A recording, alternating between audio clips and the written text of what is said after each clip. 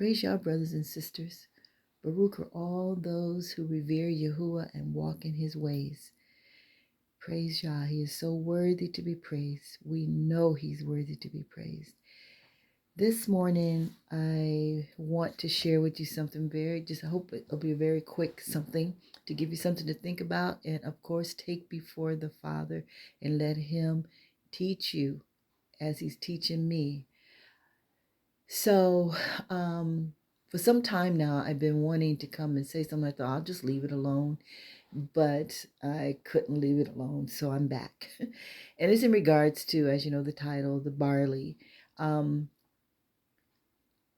shared in the audio, the barley and the calendar, that I had just learned that we're supposed to use the barley as part of us being able to know when the Passover began, because the month of Abib actually means a certain stage of the barley plant. And we learned in Exodus that the barley plant and the flax, I think, were destroyed during that hail plague. So I was sharing with you in that audio, like, oh no, are you kidding me? We're supposed to do that. I never heard that before. And it was like, oh my goodness. Okay.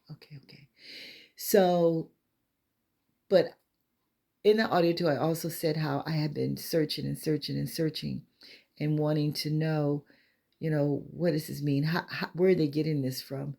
And I just didn't see it. And so Father, in his faithfulness, brought me to a verse that was a little bit clearer. And so I want to share that with you today. Before I go any further, I want to say that there's something about Leviticus 23 that I have not been comfortable with for a long time. And after this, I'm definitely not comfortable with it. And what made me really start not being comfortable with it is the way they write up the Feast of Unleavened Bread. They write it up as though it starts on the 15th of the month and it goes for 7 days.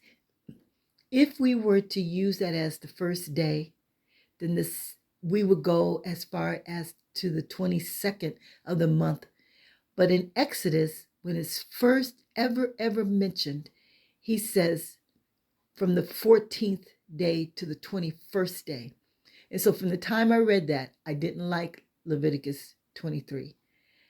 But I still would go there and reference it when it came to the feast days to learn more.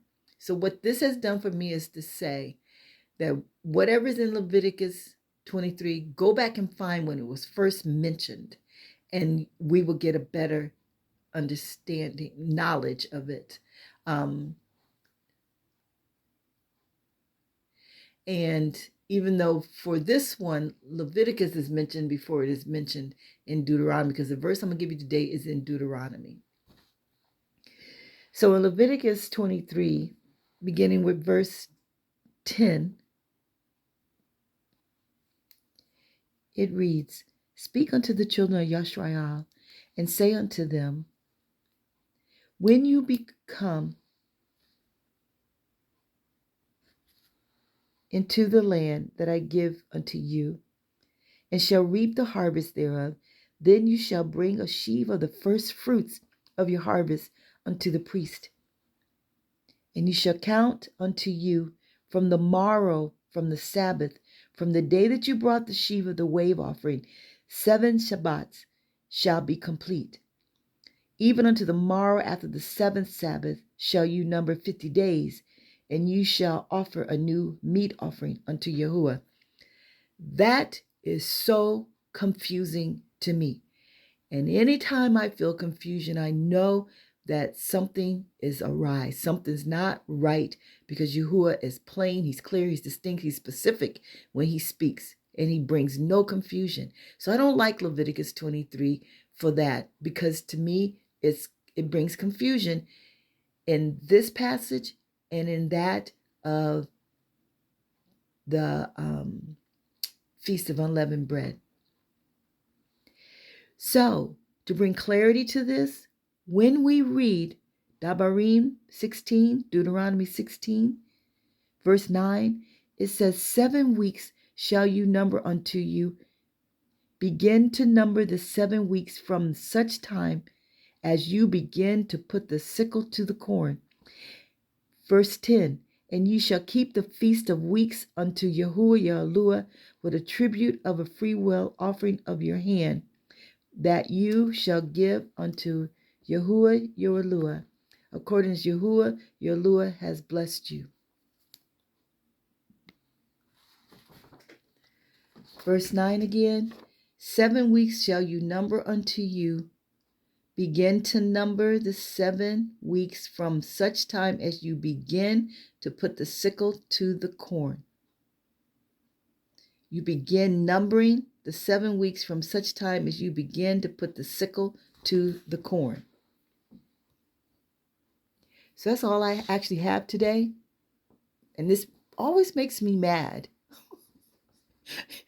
Well, not mad. I don't like mad. Mad is equal to lunatic, right? So I'm not mad, but very upset when confusion comes, when it comes to the word. And I know deception is what's going to trip us up if we allow ourselves to be deceived and we don't seek and look and find and uncover what Yahuah has actually said and what he wants us to do. So I just want to give you something to think about and give you something to, when you search these scriptures, Deuteronomy, Dabarim 16, verse 9 and 10, and Leviticus beginning with verse 10, I think. But anyways, it's right after the talking of the unleavened bread. The unleavened bread. And then it goes into talking about this. Let me see. Let me make sure. 10.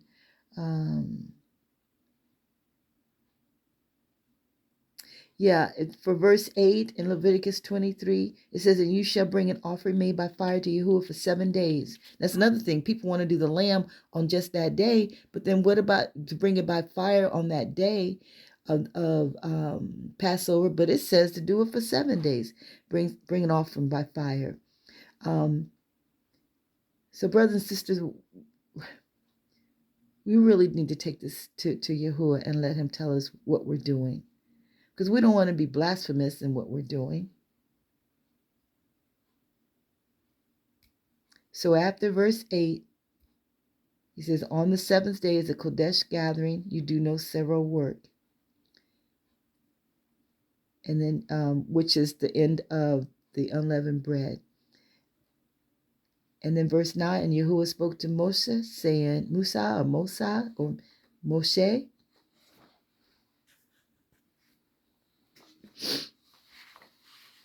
speak to the children of Yashrael, and you shall say to them, when you come into the land which I give you, and shall reap the harvest, then you shall bring a sheaf of the first fruits of your harvest to the Kohen. So right there, it's saying almost the same thing as Deuteronomy 16, but it's got it in such a way, it's all jumbled up. And in here, so I don't know what happened in Leviticus 23 when it was written. I don't know if it was, it's there, but putting it in the order is just. And then I was reading something on a website of one of those people who fit the description in Revelations. People who say they are who they say they are, but they're not who they say they are. And the way they come up with the count is another. I'm like, oh my. So anyway, so I am going to go. I said I wasn't going to keep you long. I just wanted to share this with you that actually the barley is used not for, from my understanding, from what I'm getting, from what I'm receiving from this, is that the barley is not to be used for determining the Passover, but it is used to determine the weeks of feast. When we're going to start counting, the barley is used when we're going to start counting. I think. I could be wrong. All I want to do is just be right. And I know y'all want to be right also. It's about pleasing the Most High Yah and doing things His way and not our ways. So something to think about. And if anyone listening can help us, please say something in the comments. Help us help each other. All right. Well, as always, be encouraged, stay encouraged, stay encouraged. And look to Yahuah. He is our pillar of cloud by day and a pillar of fire by night. He is still leading and guiding, and He wants it to be voluntary. He doesn't want to have to be, as in Tehillim, be pulling us by the reins to come to the water to drink. He wants us to be coming seeking. So let's do that. Let's not take the word of someone else or follow the traditions of others, but to see what He would have us to do, to be honorable in everything that we do for Him, right? Where it's about honoring Him, not being a part of a group of people and say we did this and we did this. No, this is how we do it. It's not going to get us any points at all. We will be just as religious. I will be just as religious as I was when I was going to the bi-weekly social club. Because that's all they've become. It's just, okay. All right. Yep. It's time for me to go. It's time for me to go. Y'all remember that we win in Yah. And we want to stay in Him. We want to be one with Him. We want to be found in that secret place.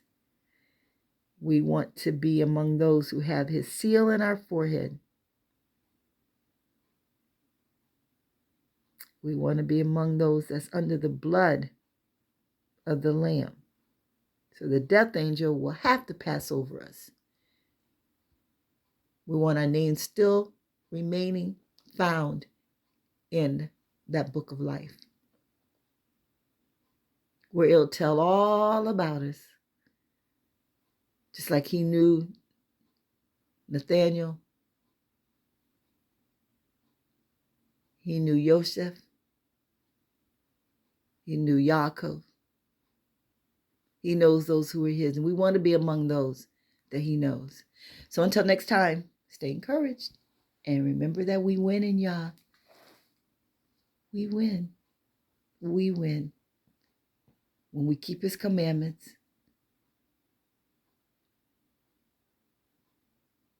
And we're about honoring Him.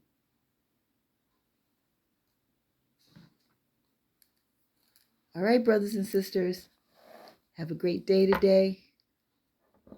Love you in Yah. We win.